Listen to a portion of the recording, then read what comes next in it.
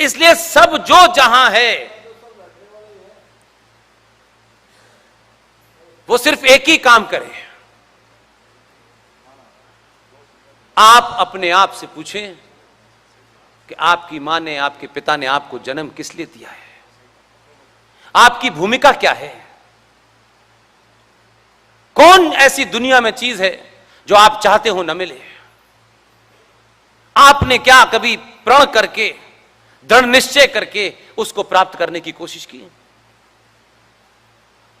क्या हमने उसके लिए सही काम किया? क्या उसका सही समय पर इंतजार किया? नहीं किया। और एक बात साथ है, जिस दिन सच बोलेंगे, मेरा दावा है, मैं आपके सामने कोई बहुत, मेरी 50-60 उम्र नहीं है, मैं कोई 55 साल के आसपास का होऊंगा। ठीक ठाक नौकरी छोड़ी, एक्सपेरिमेंट किया जीवन में, ताकि मरने से पहले यह दुख ना हो कि हम ये कर सकते थे लेकिन किया नहीं। इसलिए आज आपको बहुत ईमानदारी से बताता हूं, सब काम सत्ता में जाके नहीं होते। अगर समाज और राष्ट्र अपनी सामूहिक शक्ति का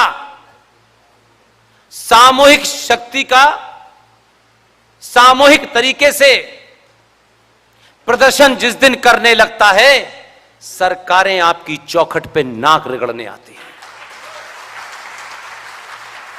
हमने उल्टा समझ लिया है, दीनहीन की तरह हर बार सरकार से, मंत्री से, नेता से, एमपी से, किसी से सिफारिश मिल जाए, कोई पर्ची मिल जाए, नहीं होने वाला। बहुत मैंने 5 से 25 साल में दिल्ली को देखा है। जब आया था और अब आया में सिर्फ बाल का कलर ही बदला है और कुछ नहीं बदला। मैंने वो दौर भी देखा है कि जो आज सत्ता के शीर्ष पर बैठा है, किसी को नहीं पता था कि एक आदमी जो एक पार्टी के दफ्तर में प्रेस वार्ता से पहले जब कुर्सियां लगती थी तो वो कुर्सी उठा करके लगा रहा था। और जो महान चाणक्य थे, महान हिंदूवादी नेता थे, बहुत बड़ा उनका चेहरा था, ओहो, वो पूरी टीम ही माशाल्लाह थी। उन्हें लगता था ये आदमी, लोग कैसे बात करते थे सार्वजनिक मंच से कहना नहीं चाहता। इसलिए उस आदमी को कुर्सी लगाते हुए देखा, कहीं नहीं था, लेकिन उस वक्त भी उसका कन्विक्शन ठीक था। उसने जुगाड़ नहीं की, कैसे एमपी बनूं, कहां मंत्री बनूं, कुछ जुगाड़ नहीं की, कोई जुगाड़ नहीं की। और सारा इतिहास पलटा। जो घटनाएं कभी हमने नहीं पढ़ी थी वो हुई हैं। जिंदगी में जिसने चुनाव नहीं लड़ा, चुनाव बाद में लड़ा, पहले मुख्यमंत्री हो गया। चुनाव नहीं लड़ा, देश ने उसे प्रधानमंत्री घोषित कर दिया, पार्टी ने दबाव में कर दिया। उन्होंने कहा अब यही हमारी नैया पार लगाएगा। अब रथ यात्रा से तो कुछ हुआ नहीं। इसलिए अपने पे यकीन रखिए, कुर्सी लगाने वाला आदमी अच्छों से कुर्सी उठवा रहा है। लेकिन एक लंबा सफर उस आदमी ने तय किया, क्योंकि उसके जीवन का जो कुछ दिल्ली में है उतना ही जानता हूं। लेकिन बार बार सोचता हूं, जो हिंदू हृदय सम्राट थे, उन्होंने जैसे शिष्य पैदा किए थे, उन्हीं शिष्यों ने उन्हें ठंडे बस्ते में लगा दिया। इसलिए जोड़ तोड़, जुगाड़ तुगाड़, यह आपको लगता होगा ये तत्कालिक फायदे की चीजें हैं। एक लंबी लड़ाई लड़ने के बाद जो जाता है, फिर उसे 14 में और 19 में कोई हिला नहीं पाता है। और उसके लड़ने से पहले लोग कहते हैं 24 में भी यही जाना है। क्या कन्विक्शन है। इसलिए सच को सच कहिए, दुनिया में कोई नाराज हो जाए इसकी चिंता मत कीजिए।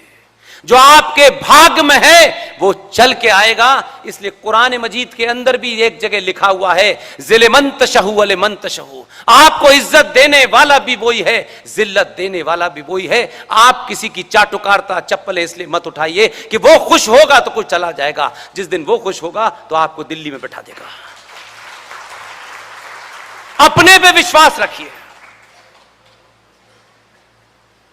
लोग चल के आते हैं, चल के आते हैं। लोगों को बहुत भ्रम है। मैं सार्वजनिक मंचों से कहता हूं, मेरे भाई, मैं सत्ता के शीर्ष के जितने भी लोग हैं उनको मैंने कभी सामने से भी नहीं देखा है और न ख्वाहिश। लेकिन बहुत लोग ये समझते हैं कि मैं बड़ा नजदीक हूं। मुझे रोज ईमेल पे 50 लोग कहते हैं मेरा ये मैसेज पहुंचा दीजिए, मेरा वो मैसेज पहुंचा दीजिए, उनसे कहिए अब ये काम करें। मैंने कहा यार अभी पीए की सीट मिली नहीं है मुझे। ये क्यों थॉट है? क्योंकि लोग ये मानते हैं कि आप अपने कदमों पे नहीं खड़े हो सकते। अपने कदमों पे खड़े हो जाइए, दुनिया आपके पीछे खड़ी हो जाएगी। इसलिए एक नहीं कई महान महान हमारे देश में कांड हुए हैं। और आज हम, जब आप गीत गा रहे थे तो सुनने में तो अच्छा लगता है। आज भी किसी सनातनी से पूछिए ये जनसंख्या नियंत्रण का कानून कब बनेगा? ऐसा लग रहा है कानून बनते ही जनसंख्या बढ़ाने वाले रोक देंगे, फौरन उसी वक्त से बंद हो जाएगा। और ये बात हम कब कह रहे हैं? जब आपके हाथ से ये देश जा चुका है। अब तो आप एक हारी हुई लड़ाई को सिर्फ लड़ने के लिए लड़ रहे हैं। इसलिए आज भी आपका फंडा, आपका नैरेटिव, आपका नारा झूठा है, क्योंकि सुख मिलता है उससे। हमें एक बीमारी है कि हमें सब लोग अच्छा कहें। अगर कहीं भीड़ में एक मुसलमान मिल जाए तो फौरन हमारा विचार बदल जाता है और हम बहुत अच्छा दिखने के लिए कुछ भी कहते हैं। अरे यार तुमने तिलक क्यों लगा लिया? अरे यार जबरदस्ती लगा देते हैं लोग, मैं लगाता तो नहीं हूं। यह हमारी इंफीरियरिटी कॉम्प्लेक्स का है। इसलिए आज सबसे बड़ी चुनौती यह है कि सनातनी कुछ 0.001% सनातनी सच सुनने के लिए तैयार हो गया है। और आप जैसे जैसे सच को सुन रहे हैं वैसे ही इस समाज में सच बोलने वाले टेलीविजन पे सच बोल देते हैं तो उनको सच से डर लगता है और जुमे के बाहर भीड़ लगा करके आग लगाते हैं कि ये सच बोला कैसे। इसी सच को तो हमने तलवार के जोर पर 1400 साल से छुपा के रखा था। और डर का आलम यह है कि आज भी हम ये सवाल नहीं पूछते हैं कि बहन नुपुर शर्मा और एक साथी नवीन जिंदल, इन दोनों का कसूर क्या है? सवाल बताइए। मैं तो इस बात की दुआ कर रहा हूं कि किसी तरीके से सुप्रीम कोर्ट इस मामले को उठा ले। कोर्ट में खड़े होकर के वकील तो वकील का पास होता है, इसलिए वही होगा, वो दलीलें दूंगा कि बची हुई बातें किताब में नंगे हो जाएंगे। बोलो तो, बताओ तो। लेकिन हम तत्काल नहीं नहीं नहीं नहीं, हमें हर मस्जिद में महादेव क्यों ढूंढने हैं? यह क्यों हुआ? इसलिए कि हमको लगता है अरे सत्ता को कोई दिक्कत ना हो, यही समय है सारी दिक्कतें हो। इसलिए नुपुर शर्मा और नवीन जिंदल, भले किसी पार्टी ने किन्हीं कारणों से उसे निकाल दिया हो, दुनिया के किसी प्लेटफॉर्म पर कोई हाफिज हो, मुफ्ती हो, कारी हो, उसमें दम हो तो वो ये साबित करे कि नुपुर शर्मा ने जो कहा है वो गलत है।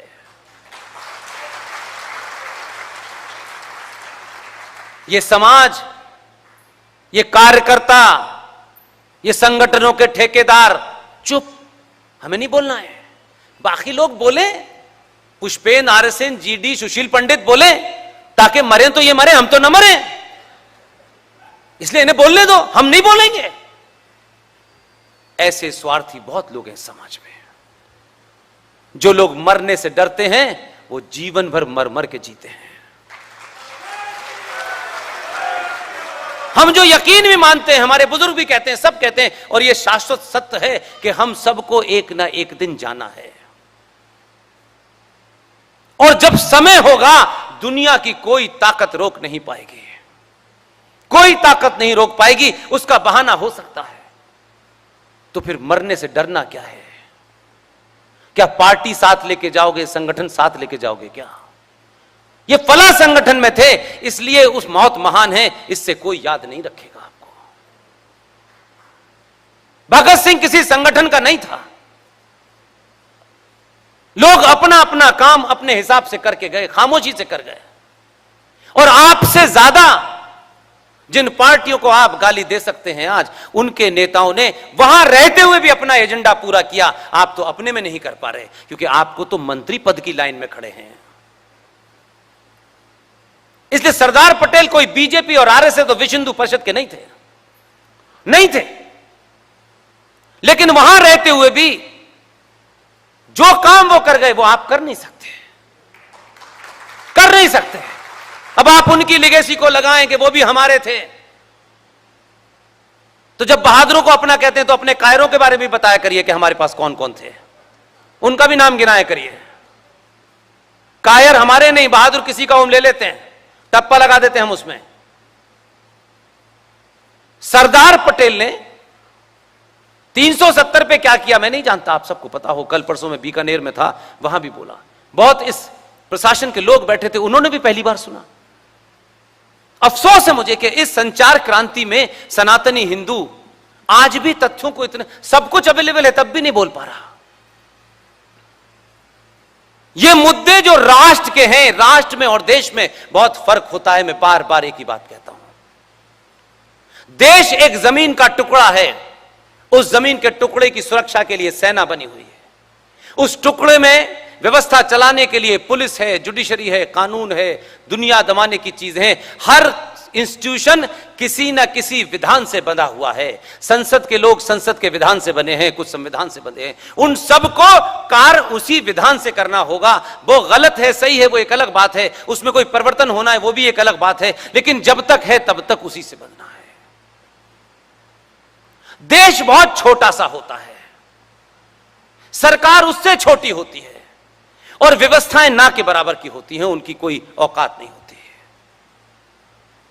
देश को चलाने के लिए हर साल 5 साल में आप एक सरकार चुनते हैं, एक आदमी प्रधानमंत्री होता है, फिर अलग अलग वजारतें मिल जाती हैं, मंत्रालय मिल जाते हैं, देश चलता रहता है। लेकिन राष्ट्र क्या है यह हम इसलिए नहीं बताते कि अगर हम ये बताएंगे तो हमारी जिम्मेदारी बढ़ जाएगी। राष्ट्र आपकी, मेरी, सबकी आस्थाओं से, परंपराओं से, सरोकारों से, मान्यताओं से चलता है, और राष्ट्र को समाज चलाता है। इसलिए मंदिर के बारे में, मंदिर तो सोमनाथ का भी टूटा था, और मैं अभी कुछ दिन पहले पोरबंदर में था, यह मुझे वहां जाके पता चला। पोरबंदर में कोई 10,000 जो लोग मल्ला होते हैं, मछुआरे होते हैं, उस समाज ने वो प्रोग्राम किया। मैं घंटों ये सोचता रहा, मछुआरे समाज ने पोरबंदर में रात के 1-1:30 बजे तक 10-15 हजार लोग, सब उनके समाज के लोग ज्यादा थे, उन्हीं ने प्रोग्राम ऑर्गेनाइज किया। मैंने कहा मैंने पहली बार सुना। तब मुझे उसमें से कुछ बातें ऐसी कही जो मैं आपके सामने शेयर इसलिए करता हूं क्योंकि यह मेवाड़ का इलाका है। कई ऐसे लोग मिले, कई ऐसे युवा मिले जिन्होंने कहा सर हम पोरबंदर के नहीं हैं, हमारे पूर्वज मेवाड़ से आए थे। जब सोमनाथ को एक इस्लामिक जिहादी ने तोड़ा था, हम मेवाड़ से चल के आए थे और इस मंदिर को बचाने के लिए आए, और फिर हमारी पीढ़ियां यहीं रह गई। वो लौटे नहीं, वो वहीं रह गए। इसलिए आज भी बहुत लोग बहुत सारे काम कर रहे हैं। अगर किसी को सच बोलने का हिम्मत हो रही है तो उसे झूठ के, फरेब के, मक्कारी के नारों में मत फंसाइए। 700 साल के बाद आपको पहली बार बोलने का मौका मिला है। नहीं तो आपको कोई गाली दे जाए तो आप गाली का जवाब नहीं देते थे, लात मार देता था तो आप अपने घर चले आते थे। आप प्रतिकार ही नहीं करते थे क्योंकि आपकी उस प्रतिकार की क्षमता को इस देश के दलालों ने समाप्त कर दिया था। और एक ह्यूमन टेंडेंसी है, परिवार में भी जो बच्चा सबसे ज्यादा नटखट होता है, सबसे ज्यादा झगड़ालू होता है, जो बार बार यह धमकी देता है गिलास तोड़ दूंगा। बड़े बड़े घर के बैठने वाले पहले ये कहते पहले इसकी बात सुन लो, इसकी सुन लो, जल्दी सुन लो, देखो देखो ये तोड़ देगा गिलास। वो 2 गिलास तोड़ता है, जीवन भर घर के बड़े लोग उससे डरते हैं, यार इससे ऐसा मत करना, ये अभी फेंक देगा गिलास। और जो बेचारा शरीफ होता है उसी को मां बाप कहते तू तो अच्छा बच्चा है ना, वो अच्छा ही रहता है जिंदगी भर तक, और फिर बाहर पिटता है। इसलिए कुछ लोगों ने अपनी संख्या और अपनी क्षमता के हिसाब से भारत राष्ट्र की सरकारों को इतना डराया है कि आज हम सरकारों द्वारा जो जघन्य अपराध हुए हैं, अगर उसे एक एक करके भी हटाएंगे तब भी उतना लंबा समय लगेगा जितना है ही नहीं हमारे पास। आपके पास 10 से 15 साल के अलावा है ही नहीं। आप लंबी लंबी बातें करिए, बड़े बड़े पुल बनाइए। विकास का मतलब 2 तरीके का विकास, सड़क बनाना, हवाई जहाज चलाना, यह एक निरंतर प्रक्रिया है। हाईवे टूटेंगे, सड़कें टूटेंगी, नए हवाई जहाज आएंगे, कभी मिग खरीदा गया, आज राफेल आ गया। यह जितनी भी व्यवस्था है, ये भारत देश के टुकड़े को बचाने के लिए सारा काम किया जा रहा है। लेकिन भारत राष्ट्र एक भूमि का टुकड़ा अगर सुरक्षित है तो इसका मतलब नहीं है कि राष्ट्र सुरक्षित है। इसलिए आपके यहां जैसे जैसे बहादुर पैदा हुए, उन्होंने सच बात कही। एक ही ईमानदार, कई बार उनसे आमना सामना मिलने का हुआ, यह हिम्मत उसी आदमी में थी। उस आर्मी के चीफ ने रिटायर होने के बाद वो चीफ ऑफ डिफेंस स्टाफ बने। उन्होंने कहा, इसलिए मैं आज कहता हूं कि आप नहीं समझ पा रहे हैं क्योंकि आपका एजेंडे में चवन्नी अठन्नी से ज्यादा कुछ है ही नहीं। उस शख्स ने कहा कि भारत 2.5 युद्ध से ग्रस्त है। 2.5 युद्ध जैसे ही कहा, छोटे भाई का पजामा बड़े भाई का कुर्ता वाले समझ गए ये कहां पे निशाना साध रहा है। इमीडिएटली रिएक्शन आया। आज भी भारत को न वेस्टर्न बॉर्डर से न ईस्टर्न बॉर्डर से कोई खतरा नहीं है। आप इतिहास उठा के देख लें, आपकी सेनाओं ने भले ही चाहे कैसे भी हथियार उनके पास रहे हो, उन्होंने कभी आपको मायूस नहीं किया, कभी मायूस नहीं किया। कैसे भी हालात में, कैसे भी जहाज से, कैसे भी टैंक से वो लड़े। 65 में लाहौर कश्मीर के पास हाजी पीर तक भारत की सेना मारती हुई जिहादियों को ले गई थी, लेकिन आपके देश के गद्दारों ने अपने स्वार्थों के लिए उस प्रधानमंत्री की हत्या करा दी, क्योंकि उसने कहा कि सेना वापस नहीं लौटेगी। क्योंकि गूंगी गुड़िया को प्रधानमंत्री बनाना था, तो यह हुआ कि अगर यह वापस आ गया तो फिर यह प्रधानमंत्री के पद से नहीं हटेगा, इसलिए उसकी षड्यंत्र करके हत्या हुई। हमारी टीम के एक सदस्य, बेहतरीन इंसान, एक पत्रकार की नौकरी करोड़ों रुपए की नहीं होती है, चंद हजार की नौकरी होती है। अगर यहां आग लगी हो तो लोग अपने प्रोफेशन में से भी कैसे बड़ा काम करते हैं। दुनिया के 16-17 देशों में उसने भ्रमण किया, पैसे मांग मांग के किया, सारे तथ्य इकट्ठे किए, दुनिया के जितने भी बेहतरीन राइटिंग एक्सपर्ट होते हैं उनको भी इकट्ठा कर लिया और एक किताब लिखी। उस किताब का नाम है your prime minister is dead, Lal Bahadur Shastri के ऊपर। किताब को लिखने वाला वो हमारा दोस्त, एक बेहतरीन इंसान, बेहतरीन रिसर्चर, उसका नाम है अनुज धर। इस किताब को मैं कोशिश करता हूं कि पब्लिशर से कहता हूं कि कुछ सस्ते पैसों में हमको दे दो और आप तक कैसे पहुंच जाए ताकि आप किसी भ्रम की स्थिति से बाहर निकलें। दुनिया भर के डॉक्यूमेंट लगाने के बाद उसने इस किताब को छापा, कोई आज तक चैलेंज नहीं कर पाया। इसलिए सब लोग भाषण ही देंगे, सब लोग संसद ही जाएंगे, ऐसा नहीं होता। लिहाजा 1995 में जो सबसे बड़ा जघन्य अपराध हुआ है, इसलिए मैं हिसाब मंच से ही करता हूं, नीचे नहीं करता। 117 थे पार्लियामेंट में, आप सब लोग मुझसे उम्र में बड़े हैं। 95 में मोबाइल आ गया था, आप सबने वो दिन देखा होगा, लाइव टेलीकास्ट होता था। लेकिन तब भी हम चुप रहे, हमें तो सरकार में आने की जुगाड़ में रहना था। तो खाना पूरी के लिए कुछ बोल दो, हाँ हम जा रहे हैं, घर जा रहे हैं, हम इसके खिलाफ में निकल गए। नहीं, 1995 में भारत की संसद के अंदर एक जघन्य अपराध हुआ है और आपके 117 लोग उस वक्त पार्लियामेंट में थे, चिल्लाए नहीं।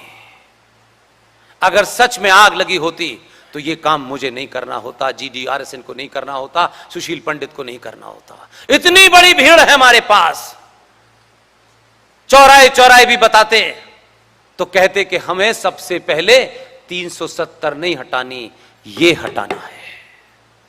क्योंकि जानकारी नहीं है कि जानकारी अगर आपको दे दी तो फिर दुकान चलेगी कैसे। 1923 में अंग्रेजों ने एक कानून बनाया, वक्फ प्रॉपर्टी कानून। उस कानून के तहत उसमें सिख भी थे, उसमें हिंदू भी थे, उसमें पारसी भी थे, सारे लोग थे कि ये लोग अपनी जो प्रॉपर्टीज हैं, मजहबी प्रॉपर्टीज हैं, उसका ये खुद देखरेख करेंगे। अंग्रेजों का बनाया हुआ कानून था। 1956 में फूल वाले चाचा ने किस दबाव में उसमें से सबको बाहर कर दिया, सिर्फ मुसलमान रह गया। 1985 में चचा के परिवार का एक आदमी जो हवाई जहाज उड़ा रहा था, वो एकाएक देश चलाने लगा। उसने उसमें एक फर्दर अमेंडमेंट किया। 1995 में पीवी नरसिम्हा राव ने फिर एक अमेंडमेंट किया, क्योंकि ये मुद्दे तो हमसे क्या लेना देना है, हमें इससे क्या मिलेगा ये बताओ पहले। इसकी चर्चा तो हम आपस में भी नहीं करेंगे, क्लास में भी नहीं करेंगे। दिन भर यहां भाषण, वहां भाषण, विज्ञान भवन में भाषण। भाषण तो दे रहे हो, लेकिन सच बात बता के जाओ, ताकि इनमें से कई सारे लोग कल उसको देखें तो कहें कि ये तो हमको पता ही नहीं था। 95 में अमेंडमेंट हुआ, 2013 में संसद से एक पूरा कानून बनके हमारे सामने रख गया। 2013 बहुत पुरानी डेट नहीं है मेरे भाई। हमको ये तो पता है फ्रांस में कौन सा नया कपड़ा फैशन में आया है, इंग्लैंड में क्या हो रहा है, अमेरिका में क्या हो रहा है, हमारी जमीन के, हमारे पैरों के नीचे क्या हो गया है, ये हम जानना नहीं चाहते। इसकी बात मत करो, अभी मत करो, कम से कम अभी तो हम मजा ले रहे हैं। 95 के बाद जब 2013 में एक कानून बना, उन लोगों की तैयारी देखिए, उन लोगों का विजन देखिए। कहते तो हैं आप पंचर पुत्र हैं, आप कहते रहिए, वो पढ़े लिखे नहीं है, हम उन्हें पढ़ा रहे हैं। आपसे 1000 साल आगे सोचते हैं। आप पढ़ाई का मतलब समझते हैं कि बेटा IAS हो गया, काबिल हो गया। आप सिर्फ ये देखते हैं कितने का पैकेज मिलेगा, इसको आप विकास समझते हैं, वो नहीं समझते। उनका विजन देखिए कि उन्होंने इसे करा लिया लेकिन आपसे संबंध रखने के बावजूद भी, आपसे दोस्ती रखने के बावजूद भी कभी इस पे चर्चा नहीं होने दी, ना आपको कभी प्रेरित होने दिया कि आप इस पे चर्चा करें। और आपको तो चर्चा इसलिए नहीं करने दी क्योंकि आपकी चवन्नी की उनके साथ बिजनेस चल रही है, इसलिए यार इस पे क्यों चिंता करें, रफीक भाई नाराज हो गए तो मेरा कपड़े का बिजनेस समाप्त हो जाएगा। उस कानून के तहत वक्फ प्रॉपर्टी कानून को एक ताकत दे दी गई है कानूनन, और कानून के तहत उनको ताकत क्या दी गई है कि वक्फ प्रॉपर्टी बोर्ड पूरे देश में